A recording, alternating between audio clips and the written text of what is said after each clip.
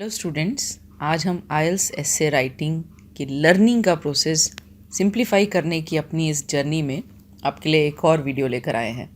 I am sure आपको हमारे videos से हेल्प मिल रही होगी। So with the motto of simplifying learning with me, let's move forward. Essay लेंगे, उसका एक सैम्पल रीड करेंगे और इस पूरे प्रोसेस में हम क्या क्या लर्न करेंगे। हम एसे का स्ट्रक्चर लर्न करेंगे, अग्री डिसएग्री एसे को किस तरह से लिखा जा सकता है वो स्टडी करेंगे, एसे का फ्लो क्या होता है और पैराग्राफिंग किस तरह की जाती है वो भी हम अंडरस्टैंड करेंगे। अब अपनी नोटबुक्स अपने साथ रखिए। हम कुछ नए वर्ड्स से आपको इंट्रोड्यूस करेंगे, किस तरह से वो वर्ड्स एक कॉन्टेक्स्ट में फिट होते हैं ये भी आपको बताएंगे। किस तरह कुछ नए आइडियाज़ से भी आप रूबरू होंगे और इन सब को हम करेंगे बहुत सिंपल वे में। इसीलिए हम बार बार कहते हैं that we are simplifying learning. देखते हैं आज का हमारा एसे है क्या। ये मैंने कैम्ब्रिज आइल्स 14 एडिशन से लिया है। यहाँ मैं बहुत ज़्यादा इस चीज़ पे फोकस नहीं होती कि ये एकेडमिक बुक से है या जनरल से। एसे देखते हैं हम और उसे कैसे लिखना है वो हम लर्न करते हैं। सो मेरी टास्क है, many people work long hours leaving very little time for leisure activities.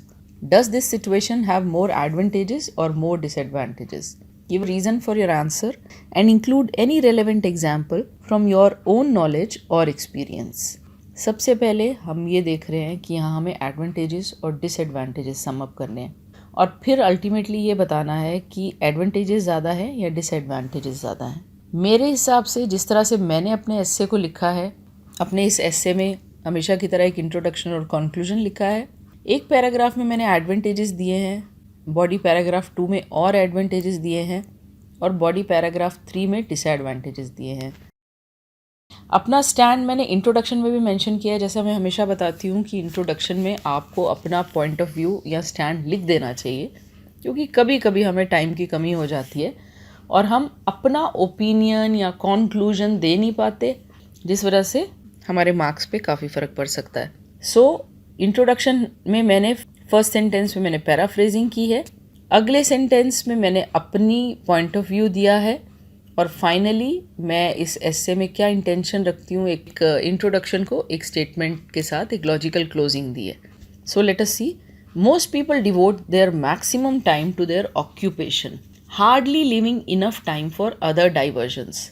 It has advantages and disadvantages alike, and the result depends on various factors. In this essay, I'll discuss the merits followed by the demerits of a hectic lifestyle. So पहले sentence में मैंने ये लिखा है कि ज़्यादातर लोग अपना अधिकतर टाइम अपने ऑक्यूपेशन पे लगाते हैं। ऑक्यूपेशन होता है हमारा रोज़गार। Hardly leaving enough time for other divergence. Hardly माने मुश्किल से उनको कोई इनफ टाइम मिलता है बाकी के परसूट्स के लिए या बाकी के डाइवर्जन्स होती हैं अपनी लाइफ में, काम के अलावा कुछ जो और हमारी चीज़ें होती हैं, जैसे हॉबीज़ हो गई या फैमिली के साथ टाइम बिताना हो गया। लेजर एक्टिविटीज़ के लिए यहाँ मैंने डाइवर्जन वर्ड यूज़ किया है। It has advantages and disadvantages alike. इसके एडवांटेजेस भी हैं और डिसएडवांटेजेस भी हैं और रिजल्ट डिपेंड करता है बहुत से दूसरे फैक्टर्स पे। ये मेरा स्टैंड है। मेरे लिए ना एडवांटेजेस बहुत ज़्यादा है ना डिसएडवांटेजेस बहुत ज़्यादा है, दोनों चीज़ें हैं और किसी की लाइफ पे इसके एडवांटेजेस ज़्यादा है या डिसएडवांटेजेस ज़्यादा है, ये डिपेंड करता है कि उसकी लाइफ के और फैक्टर्स क्या हैं। फाइनली मेरी स्टेटमेंट देखिए, इस तरह की स्टेटमेंट से ही मैं अक्सर अपनी इंट्रोडक्शन फिनिश करती हूँ, वाइंड अप करती हूँ। आप इस सेंटेंस को नोट भी कर सकते हैं। In this essay I will discuss the merits followed by the demerits of the hectic lifestyle. So ये तो हुआ हमारा इंट्रोडक्शन। अब हम बॉडी पैराग्राफ 1 देखते हैं, जिसमें मैंने एडवांटेजेस सम अप किए हैं या इसकी ज़रूरत नीड सम अप की है। तो यहाँ मैंने इस बात पे जोर दिया है कि लोगों को अपनी सर्वाइवल के लिए आज के कॉम्पिटिटिव लाइफ में काम करना ही पड़ता है। कैसे लिखा है मैंने, let's see. The world is too competitive today, semicolon, to keep up with the pace of the competition one has to toil. It's only natural for a person to work extra hard to gain success and respect. Sometimes people have to put in too much labor to ensure their survival. तो ये मेरा पहला point है।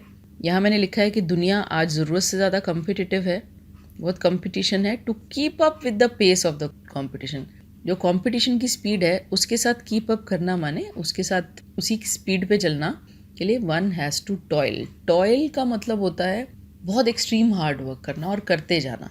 It is only natural for a person to work extra hard. एक व्यक्ति के लिए सामान्य बात है, नेचुरल, कुदरती है कि वो कुछ एक्स्ट्रा हार्ड वर्क करे, तभी उसे सक्सेस मिलेगी और रिस्पेक्ट मिलेगी। और आगे मैंने लिखा है कि कभी कभी लोगों को कुछ ज़्यादा ही लेबर करना पड़ता है, कुछ ज़्यादा ही लेबर, देखिए labour, hard work, diligence, toiling, ये सब मैंने वर्ड्स अपने एस्से में यूज़ किए हैं। ये सब वर्ड्स जो हैं हार्ड वर्क के लिए यूज़ किए जा सकते हैं, राइट। और किस तरह से अलग अलग कॉन्टेक्स्ट में ये फिट होते हैं, कुछ एग्जाम्पल्स आपको हमारे एस्से में मिलेंगे।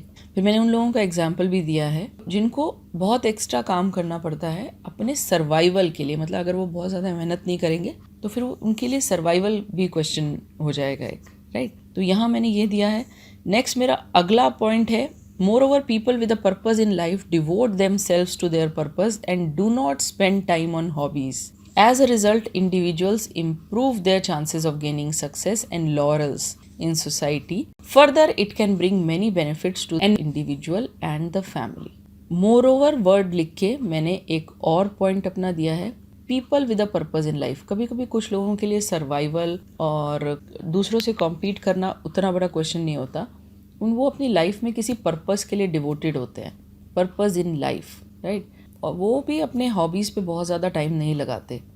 एज अ रिजल्ट, इसकी वजह से individuals improve their chance of gaining success, लोग अपनी ज़िंदगी में सक्सेस पाते हैं। और उससे भी बड़ी बात है लॉरल्स। लॉरल्स होता है सोसाइटी में अपने किसी अच्छे काम के लिए रिस्पेक्ट गेन करना in society, right. Further it can bring many benefits to the individual and the family. तो यहाँ मैंने एडवांटेजेस सम अप किए हैं। तो मैंने लिखा है कि इस तरह की लाइफ लीड करने का इंडिविजुअल को और उसकी फैमिली को बहुत ज़्यादा फ़ायदा होता है। चलिए देखते हैं कि मैंने नेक्स्ट बॉडी पैराग्राफ में क्या बात लिखी है। यहाँ मैंने उन लोगों की बात लिखी है जो जिनके ऊपर खूब फैमिली की रिस्पॉन्सिबिलिटीज़ होती हैं, उनके पास कोई और ऑप्शन भी नहीं होता कि वो काम के अलावा कुछ ज़्यादा इधर उधर अपना टाइम व्यतीत करें। Then some other people have to shoulder the responsibilities of their families and thus are left with no other option but to be diligent at their jobs. Semicolon. In some cases, these people have to take up multiple occupations to make ends meet. देखिए इस ऐसे में मैंने कई जगह semicolon का use किया है। सेमीकोलन दो क्लॉजेस को सेपरेट करता है जब वो एक दूसरे से मीनिंग में क्लोजली रिलेटेड होते हैं, राइट। अगर ग्रामर, पंक्चुएशन, इन सब में आपको बहुत प्रॉब्लम आती है तो आप हमारी क्लासेस ज्वाइन कर सकते हैं। तो यहाँ मैंने उन लोगों की बात लिखी है जिन्हें शोल्डर करनी पड़ती हैं रिस्पॉन्सिबिलिटीज़। शोल्डर द रिस्पॉन्सिबिलिटीज़ का मतलब होता है कि उन्हें बहुत उनके ऊपर जिम्मेवारियाँ होती हैं और उनके पास कोई ऑप्शन नहीं बचता but to be diligent. Diligent का क्या मतलब होता है? डिलीजेंट ऑल्सो मीन्स अपने कर्मठता, राइट। उन्हें भी काम काम काम करते रहना पड़ता है और अच्छी तरह काम करना पड़ता है। In some cases, these people have to take up multiple occupations to make ends meet. अब यहाँ पे इन phrases पे और words पे भी ध्यान दीजिए, मैंने उन्हें हाईलाइट किया है। Multiple occupations का क्या मतलब होता है? Multiple jobs होती हैं कई लोगों के, multiple earning sources होते हैं ताकि उनकी जिम्मेवारियाँ ठीक से to make ends meet. Ends meet का मतलब होता है सर्वाइवल इंश्योर करना। Such people cannot afford to be lavish about their time and can support their families by working diligently. Lavish about their time means lavish इंसान तब होता है जब वो किसी चीज़ को खुल के खर्च कर रहा होता है। तो ये लोग lavish नहीं हो सकते और सपोर्ट कर सकते हैं अपनी फैमिलीज़ को diligently काम करके। diligently अगेन मैंने आपको बताया कर्मठता को diligence कहते हैं। अब बॉडी पैराग्राफ 3 देखते हैं जहाँ मैंने कुछ डिसएडवांटेजेस या डीमेरिट्स लिखी हैं हमेशा काम करते रहने की। On the other hand, being overoccupied with work and not scheduling time for pastime can have significant consequences. Being overoccupied का मतलब होता है कुछ ज़रूरत से ज़्यादा बिजी रहना। Scheduling time for pastime means hobbies या जो leisure activities हम करते हैं can have significant consequences. Significant consequences का मतलब क्या होता है? Major, considerable results हो सकते हैं, जो कि obviously यहाँ पे हम disadvantages डिस्कस कर रहे हैं तो नेगेटिव ही हम बताएंगे। An individual may feel exhausted every so often. Exhausted का मतलब होता है बिल्कुल ऐसा थक जाना कि उसके बाद इंसान कुछ ना कर सके। तो ऐसा इंसान मेंटली और फिजिकली अक्सर, every so often means अक्सर, बहुत फ्रीक्वेंटली ऐसा फील कर सकता है। And under extreme circumstances some suffer from physical or mental ailments. और अगर ये चीज़ें कुछ एक्सट्रीम पे हो जाएं तो लोग, मैंने खुद देखा है, ये मेरी लाइफ से मैंने अपने इर्द गिर्द बहुत ज़्यादा तो नहीं बट 2-3 केसेस ही काफ़ी होती हैं जहाँ लोगों को सीवियर एलिमेंट्स का सामना करना पड़ा है क्योंकि उनकी लाइफ में काम के अलावा कुछ है ही नहीं। Some suffer from physical and mental elements होता है डिसीजेस। फिर आगे मैंने लिखा है occasionally people don't get a chance to discover their natural abilities since they are constantly busy in their hectic life. Occasionally माने कभी कभी लोगों को टाइम नहीं मिलता टू डिस्कवर देयर एबिलिटीज। कभी कभी हम for example some discover their abilities, अपने नेचुरल टैलेंट्स को डिस्कवर करने का टाइम नहीं मिलता क्योंकि वो अपनी लाइफ में एक रैट रेस में लगे रहते हैं और कॉन्स्टेंटली बिजी रहते हैं। For example some people have a natural talent for singing or painting but they can't hone their skills only because they are constantly busy in their chosen path of career. यहाँ मैंने disadvantages discuss किए हैं, disadvantages भी बहुत ज़्यादा है। अब देखते हैं कि मेरा कॉन्क्लूजन क्या है। कॉन्क्लूजन रीड करते हैं। इन कॉन्क्लूजन अपना व्यू पॉइंट भी हमें देना है। In conclusion if someone wishes to achieve a goal in life hard work is required and one has to leave aside the idea of having fun frequently. यहाँ पहली बात तो मैंने ये लिखी है कि अगर किसी की इच्छा है कोई गोल अचीव करना, कोई बड़ा सिग्निफिकेंट गोल अचीव करना लाइफ में, तो हार्ड वर्क रिक्वायर्ड है and one has to leave aside the idea of having fun frequently. और एक इंसान को जो आइडिया है कि वो हमेशा कि वो बहुत सा एक फन एक्टिविटीज़ में इन्वॉल्व हो अपनी लाइफ में, उसको थोड़ा सा किनारे रखना पड़ता है उसे। However not spending time on personal pursuits can leave a person exhausted. हालांकि ज़्यादा टाइम ना बिताना पर्सनल परसूट्स पे एक ऐसी स्थिति में ला सकता है एक व्यक्ति को जब वो एग्जॉस्टेड हो जाए। एग्जॉस्ट माने मैंने आपको पहले भी बताया कि बिल्कुल ही बहुत ही थक जाए।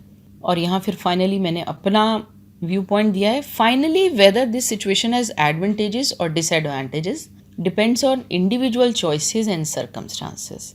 आखिरकार फाइनली मीन्स अंत में इस सिचुएशन के एडवांटेजेस हैं या डिसएडवांटेजेस हैं, ये इस बात पे डिपेंड करता है कि इंडिविजुअल की चॉइसेस क्या हैं और उसके हालात क्या हैं। तो इसको हम ये नहीं कह सकते कि ये out and out advantages situation है या out and out disadvantages situation है मेरे हिसाब से। और वही बात मैंने यहाँ पे लिखी है, ये इंडिविजुअल की अपनी लाइफ पे डिपेंड करता है, राइट। और यहाँ मेरा एस्से खत्म होता है। आई एम श्योर आपने बहुत कुछ नया सीखा होगा, हम कैसे एस्सेस को लिख सकते हैं। जाते जाते थॉमस जेफरसन का एक कोट मैं आपके